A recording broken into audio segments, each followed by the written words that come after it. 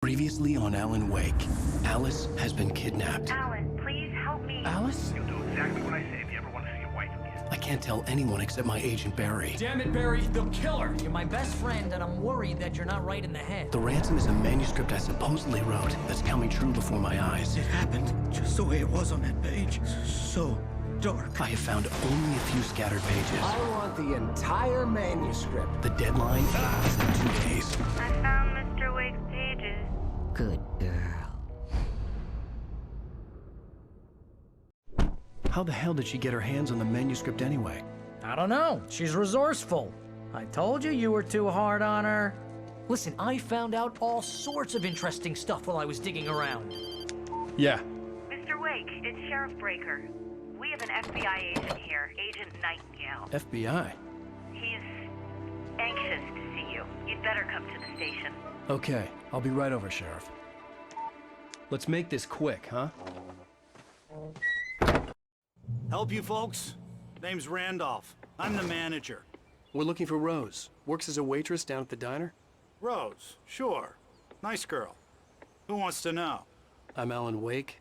The writer, huh? I heard on the radio you were visiting. Well, I'll show you her trailer. That Rose, she's a nice girl. Always pays her rent on time. As I was saying, Al, I found all sorts of weird stuff from the local newspaper's archives. This place is crazy. Disappearances, mysterious deaths, urban legends come true, and get this, most of this stuff takes place around Cauldron Lake. Well, you ain't wrong, mister. The Indians thought the lake was a doorway to the underworld. I'm the God-fearing type myself. I don't hold with that sort of thing. Yeah, okay. Anyway, there was an island there owned by a guy called Thomas Zane. Now, some of the articles I found about him make him out to be a famous writer, but I ran a bunch of searches, couldn't find a single thing he wrote. Zane was heavily into diving, so much so that the place came to be called Diver's Isle.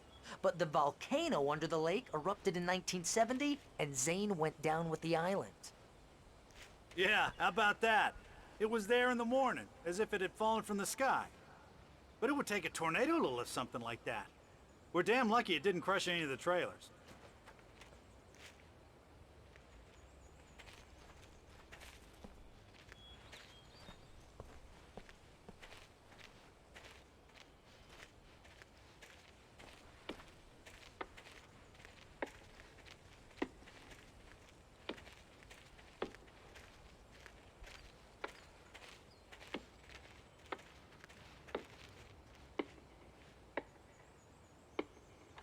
Gets better. A local girl, Barbara Jagger, drowned in Cauldron Lake just a week earlier. They were lovers. Sure, Jagger's a local spook story. The Scratching Hag comes for you in the dark. Childish stuff like that. Anyway, Al, I'm just getting to the best part. All of the articles about this stuff were written by Cynthia Weaver. I asked around, and she's that crazy bag lady you met. What, the lamp lady? She can be a little loopy, but she's not homeless or anything. Yeah, anyway, she knew both Jagger and Zane before they both died, and she had some kind of a breakdown.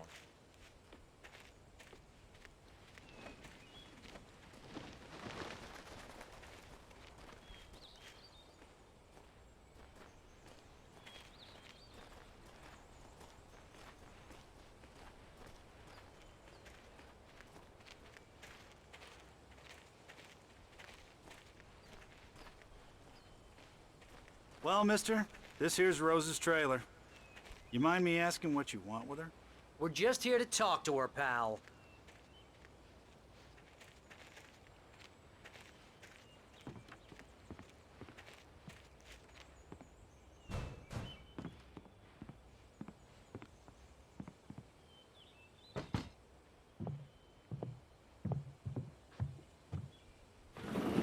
Welcome to... Oh dear, Mr. Wake. I'm so glad you're here. Rose, you have my manuscript? Oh. Oh yes. Yes. Please, come in. Hey, this is really good. Rose, Yes, my manuscript. I really need it. I understand. I know what you need. A muse to inspire you. Oh, for Barry.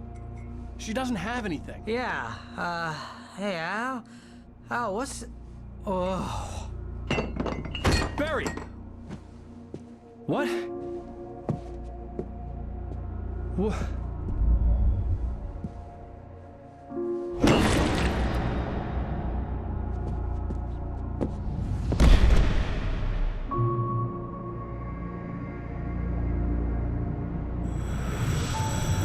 It's coming for you, hiding in my barber's skin. I'm too weak to stop it. You must turn the lights on. I promised I'd come visit you and your lovely wife. You must finish what you started. I insist. You must turn the lights on. Turn the light on. Back to work, boy.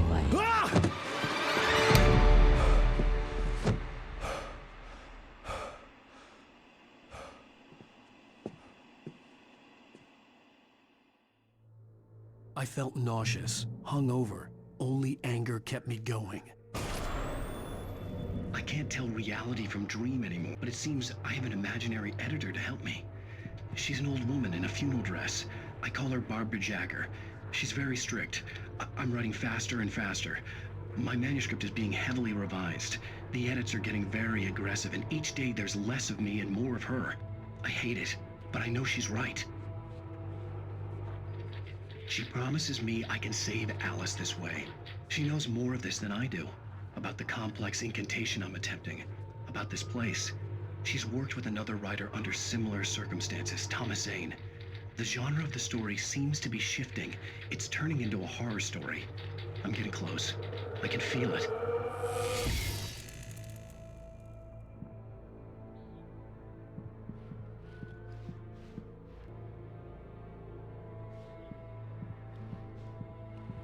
Rose took a day from me. I had less than 12 hours left to meet the kidnapper. All I could do was get Barry into the car, work something out once I got on the road. Welcome to the Oh Dear Diner. What can I get you today? Coffee? I couldn't work up much hate for Rose. Something had used her to get to me and left its mark.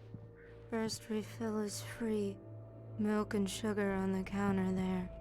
Would you like to hear today's specials? Thank you. A nice day. Come back soon.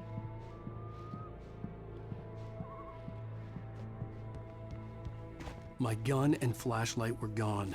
I'd have to find a way to get Barry into the car as quickly as possible. There was no time to waste. I just stepped outside to catch a breath of fresh air. Let me tell you, the weather's getting heavy. Nights like this make me especially glad I'm here talking to you and not home in bed. Once the weather takes a turn like this, I can't sleep at all. It's all tangled bed sheets and dark thoughts, punctuated by the occasional plunge into nightmare. Is it just me? Well, perhaps it is. But I hope I can make the night a little bit easier to get through. Caller, you're on KBF FM. Hey, Pat, it's Walt Snyder. What's on your mind, Walt? Well, I am the way you are, but, well, I can't sleep either, you know? I just been staring out the window here, trying to make sense of it all, but, I ain't been drinking either, you know? I just... Well, you sound like a man with a problem, Walt. I had argument with Danny, Danny, and, then I got in trouble with the law, and, I'm just, well... I heard something like that, Walt. Yeah, well, he's, Danny's my best friend, and, they let me out on bail today, and now I'm just alone here at the window, waiting, man, and there's something in the air tonight, man. I was just outside looking up at the sky above our broadcast tower thinking the same thing. What are you waiting for, Walt? I don't know. Something's gonna happen. I think I better go. Well, maybe... No, thanks, Pat. Well, good luck to you, Walt. Hang in there. Let's take a little break, folks. This weather's really something else, huh? Oh, you're gonna get it now. God knows what you've done to that poor girl. This is Agent Nightingale, FBI! Get him up, Hemingway! You're under arrest! You move a muscle, I'll unload right in your goddamn face! Stay right where you are, Blaine!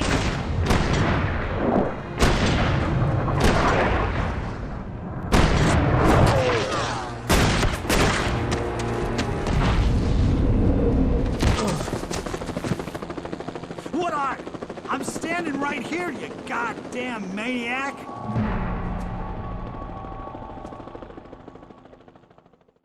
I hated to leave Barry behind, but there was no way I'd miss my appointment with the kidnapper. Give it up, Mr. Wake. Come on.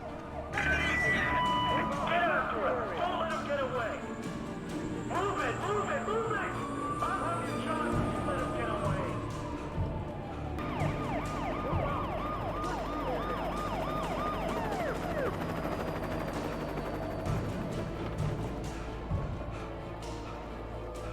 Okay, men. Keep your eyes peeled. He's gonna try to make it through here. Oh, damn.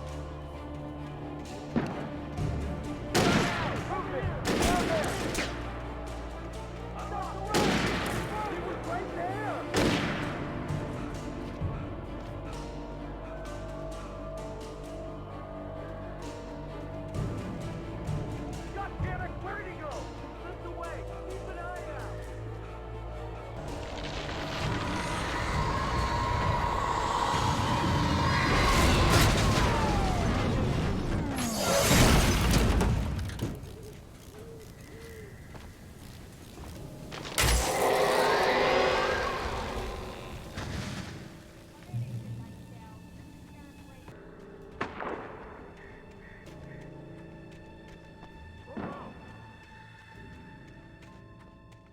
Search the area.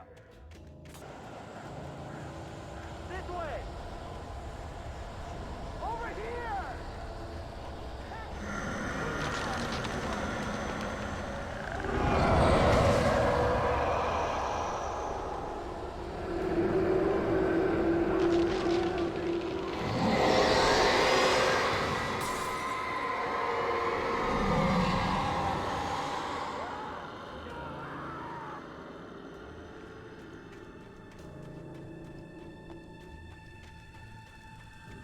This horror was everywhere I went, circling me. The cops didn't stand a chance. They were after a writer, not a monster. Wait, are you seriously telling me that geek writer just took out my deputies? Are you kidding? I mean, have you seen this guy? He wears a tweed jacket. He's the guy we're chasing. If it's not him, who then? Bigfoot? Over. I don't know yet, but I'm not in the habit of jumping to conclusions. That tends to come back and bite you in the ass. Out.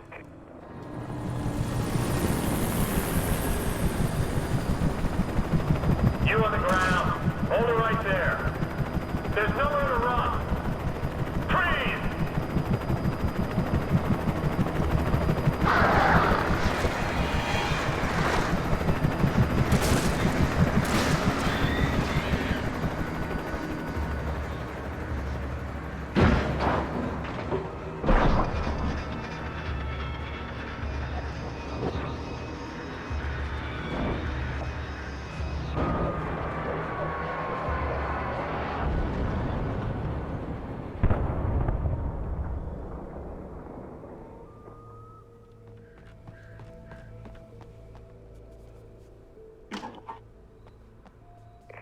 This is James. Mulligan, Thornton, come in. Over. Thornton here. James, we got both Wheeler and Rose in custody. They didn't put up a fight or anything. Why, they were... Hey, what are you doing? Come on! Sit down and give me that. James, Mulligan here. Over. Go ahead, Mulligan. Over. We got Wheeler and Rose here. Wheeler's drunk or hopped up on something. Speaking of which, that Fed had a pretty distinctive whiff of Otis Scotch about him, if you know what I mean. Over. I don't have anything on that, Deputy Mulligan. Over. Well, whatever. Anyway, Rose is just being plain weird here. You better get Doc in to take a look at both of them. Over. Gotcha. You better get them here quickly. The, Fed's gonna want to interview Wheeler. Over. Oh, yeah, I'll bet he does. Looks like they have a lot in common. Mulligan out.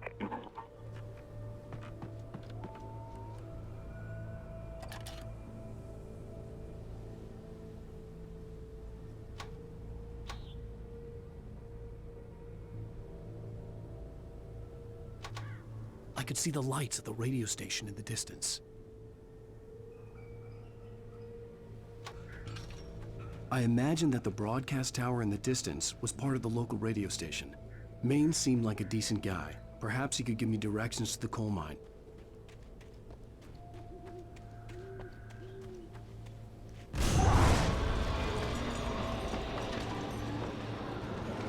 Unnatural shadows clung to the gate.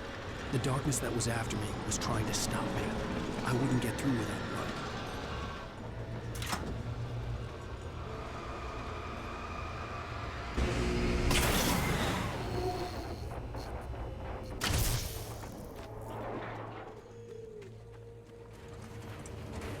It took me a moment to recognize the flashbang grenades. They were an ideal weapon for my situation.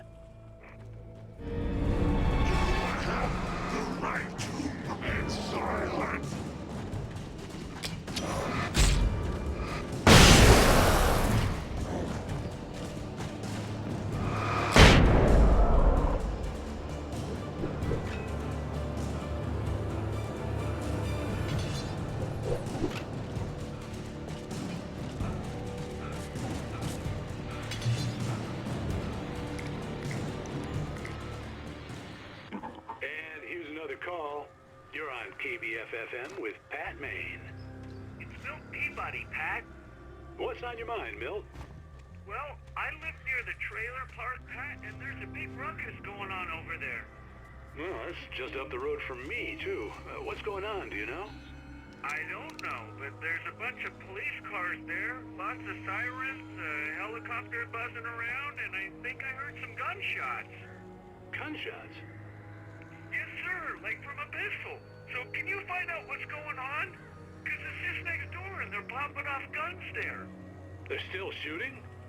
No, it was maybe 10, 15 minutes ago. It sounds serious, Pat. I'm telling you, it don't sound like no party. Well, I'm certainly going to give the station a call, Milt. Okay. You'll hear it here as soon as I hear from them. Okay, thanks.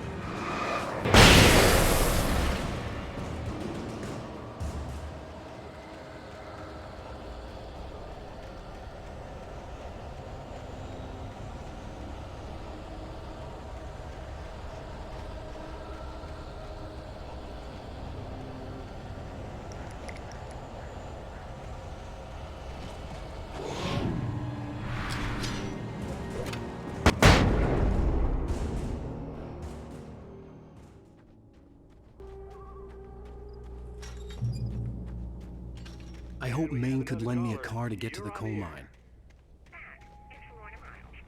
Why, hello, Lorna. What do you have for us?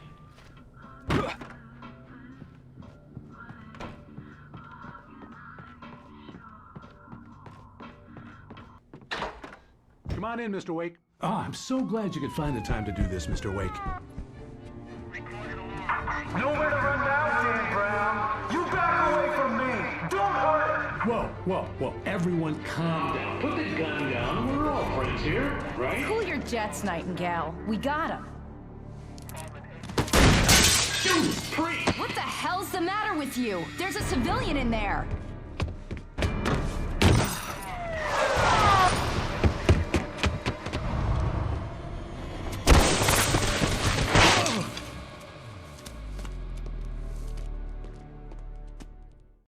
I'll get you yet, even calls me, you hear me?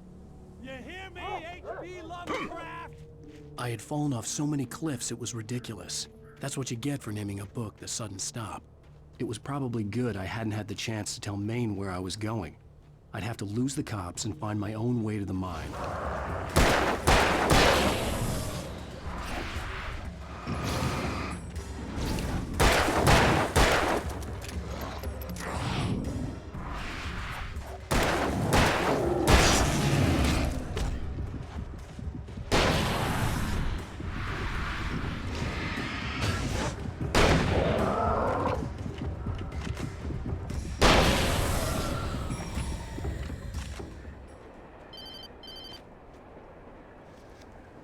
Hello?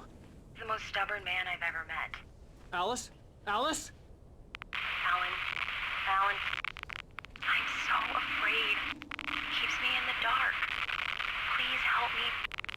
I look at you, Alan, and it's not you. Something else. Looking out from behind your eyes. Alice, I'm here. I'm so alone here. It's all gonna go to hell. You need to be careful. Cooperate. The connection had been terrible, but that wasn't the only thing that hadn't been right with the call. She sounded wrong somehow, but she had called me. I could see a railway bridge up ahead and a warehouse of some sort on the opposite shore. I hoped I could find a car from there.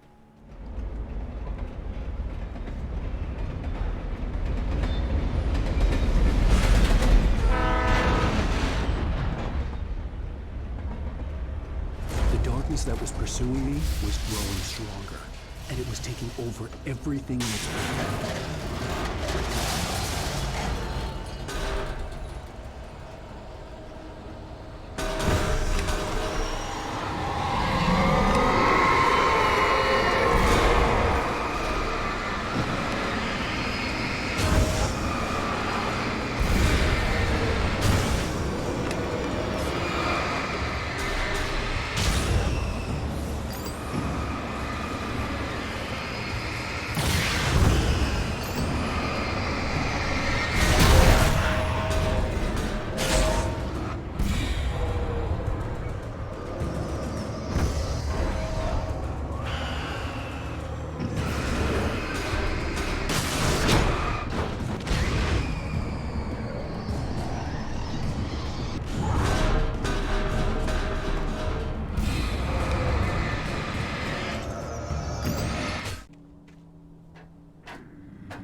As a teenager, just starting to get interested in writing, Stephen King had been a source of inspiration to me. I thought about all the inanimate objects that had come to life in his books. No one is safe in a good horror story, certainly not the protagonist. That's what makes them fun. This was anything but. The darkness could possess anything, and it was getting closer. We take the facts of our existence for granted, unaware that they are merely a thin veneer of desperate self-delusion covering a vast cosmos of madness and horror. All too often, the stars are right in Night Springs. Tonight's episode, A Family Occasion. Journalist Alvin Derlis' trip to study the local customs of an insular community in Night Springs has been less than successful. Until tonight. Well, I'm glad you changed your minds about this. Ancient customs, local mythology. My editor loves this kind of stuff. Well, Mr. Derlith, we don't want to feel like we're on exhibition. But you have demonstrated the seriousness of your intent. Oh, I am serious. Really, just do your thing. I'll stay out of your way and observe. Actually, I thought you could assist us. I'm afraid we are a man short. It would provide you with an intimate perspective. Could I really? Of course, Mr. Derlith. Well, I guess that's the least What would I have to do? Oh, here. Let me show you with a kiss.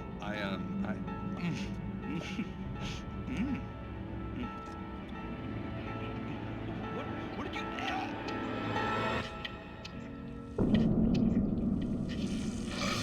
Oh, Mr. Derlith, you have well pleased Nixie Perka, the dweller in flesh. Your body shall host 1,000 young, and all shall be glory.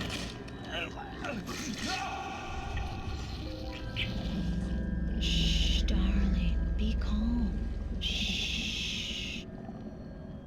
Alvin Derleth learned a harsh lesson. If you go looking for mythology, it may come looking for you. And such quests always bear fruit.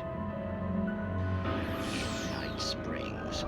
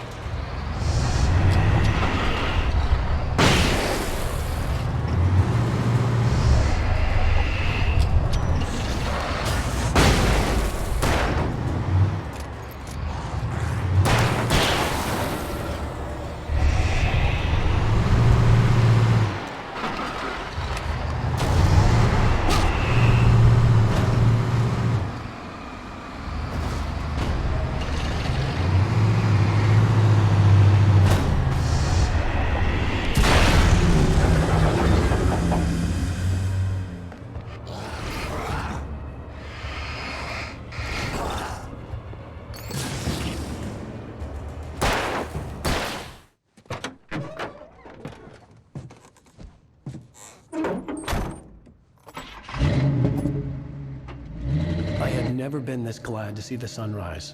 I had a couple of hours to get to the coal mine.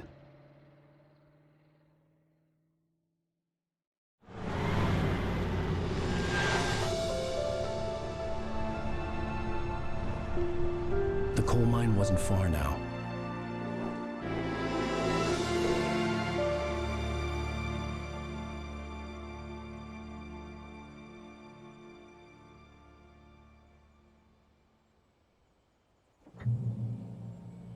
Today, I would meet the kidnapper, and he would give me Alice. I wouldn't give him any other choice.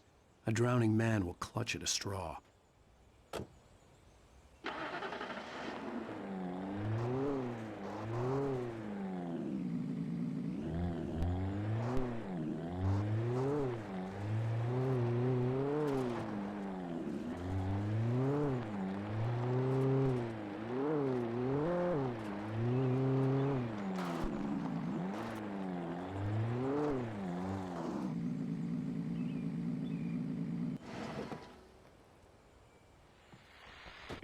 This is Pat Main, and you're listening to KBF-FM. Folks, I want to apologize for kind of abandoning you to that looping music track last night, but I was detained.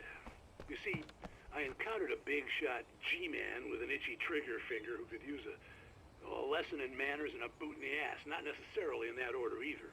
Now, folks, I know I'm not being very informative here, and I apologize for that. I really should just keep quiet, but I'm just so peeved right now, because some people just shouldn't be carrying badges. And I'm just glad that our Sheriff Breaker was there to straighten things out. And if someone I met last night is listening, let me just say, I'm sorry if my mouth got you in trouble. I'm pretty sure you're not the bad guy here. Godspeed, son. I hope you know what you're doing. Now, on a lighter note, I'll be talking to Dr. Nelson all morning. But first, a little music.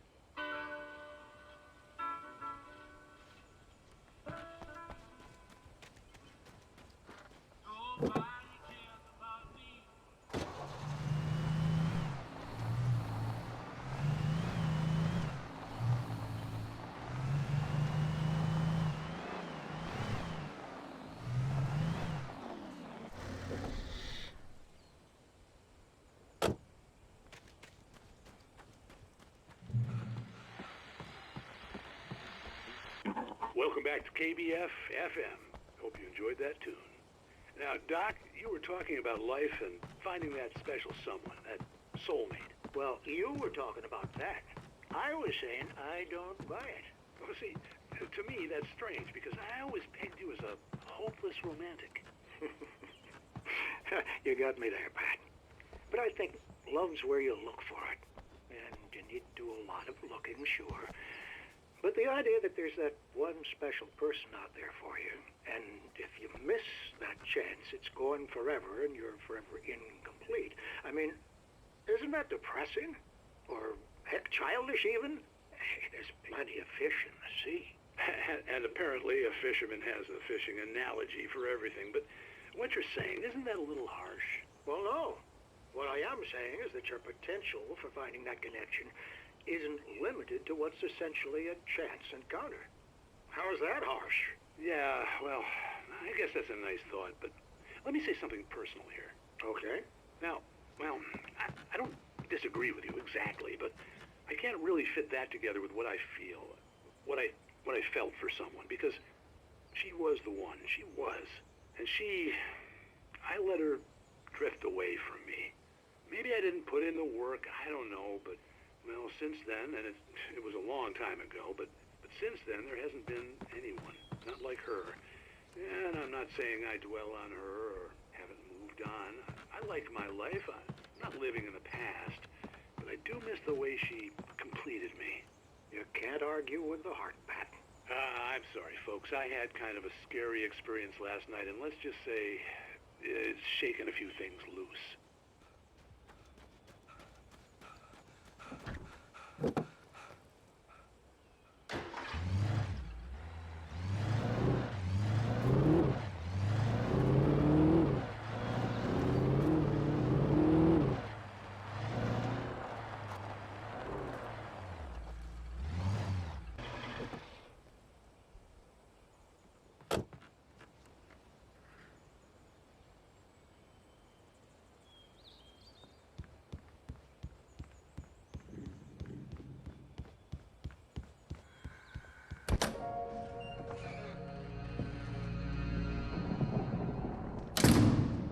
I didn't want to go outside.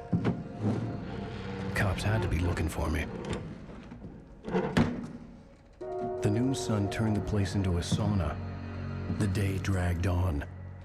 Different scenarios ran through my mind. Ways of how I'd torture the kidnapper to get Alice back. Or the different horrible things he could have done to her. I imagined her dead. I had no way of knowing she was still alive. It was killing me.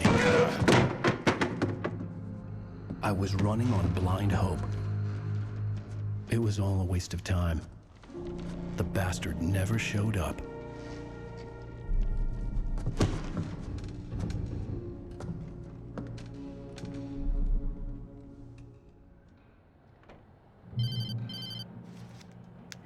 Wake! Where the hell are you? Change of plans. You know where Mirror Peak is? It's a big mountain north of where you are. You follow the path from the mine, you can't miss it. There's a lookout point there. I'll be waiting. I'm through being jerked around by you. You want to see your wife alive? Because if you do, you better watch what you say to me. Do we understand each other? I want to talk to Alice. Yeah, and I want the manuscript. Don't keep me waiting, Wake. Hello? Hello! Ah! I'm gonna kill him! I had to get to Mirror Peak.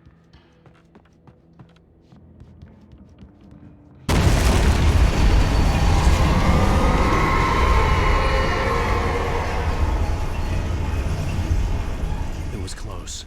Maybe closer than ever before.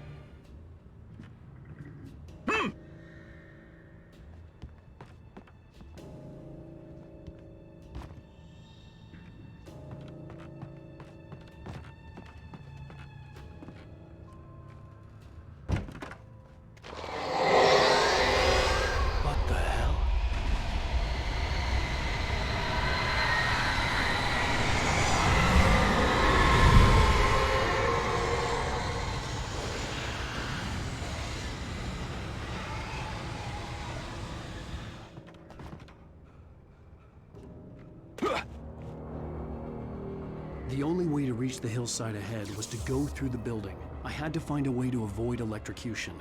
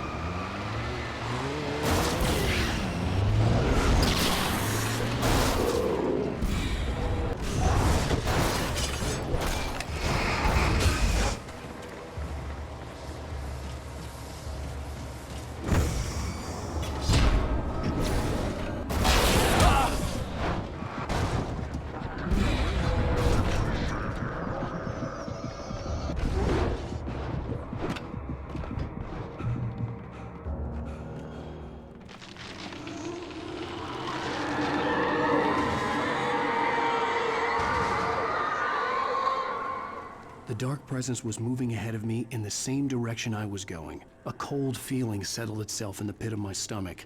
Was it going for Alice? The place was dead, a ghost town. Had been for decades, maybe a century.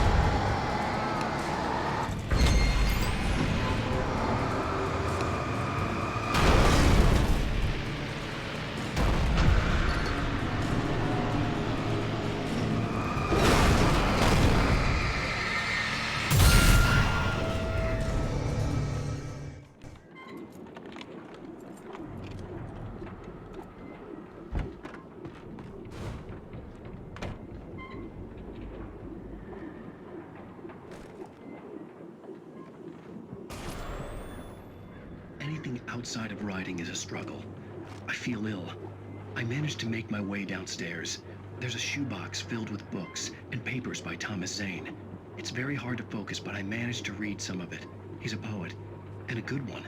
He writes of muses and creators summoning fabulous things from a magic lake, using his powers to shape the world of a realm of gods and dreams and demons, dark things that wait for a chance to slip through, wearing the flesh of men as disguise. Zane writes about himself, his girlfriend being taken over by a dark presence, about growing scared of the lake. Zane believes it's a mirror to the gaping void of darkness above, where some Lovecraftian presence lurks.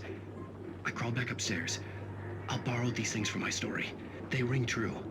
They fit.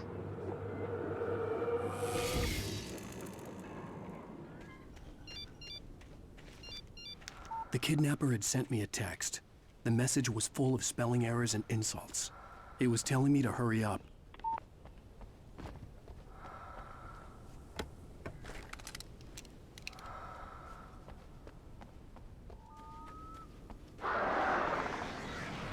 Birds.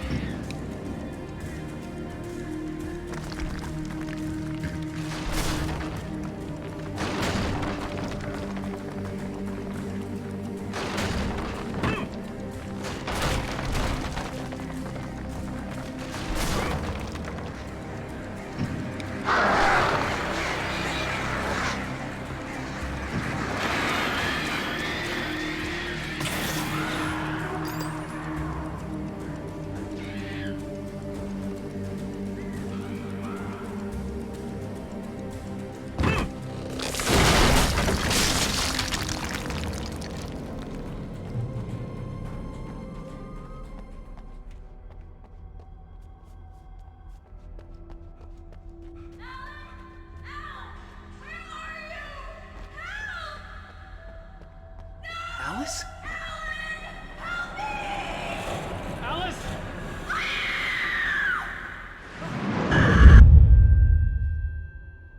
I'm losing it. I gotta get out of here. Oh, great. Another cable car. Just great.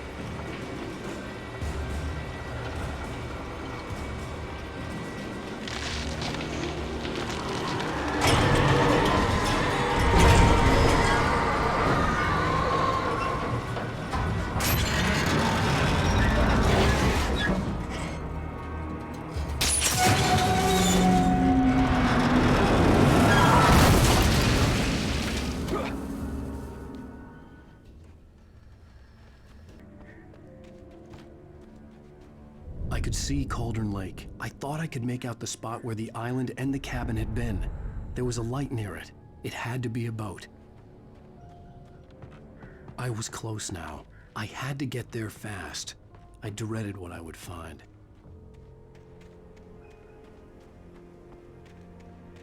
Wait! Are you? Wait! Hey, I'm here! I'm coming! No! Get away! Sorry. Please, wait! The boss didn't know who he was messing with. I didn't know. I swear, I didn't know. We don't have his wife. We don't know where she is. She's probably drowned. We just said we had her to make him play ball. You see? They got him writing for us. Please!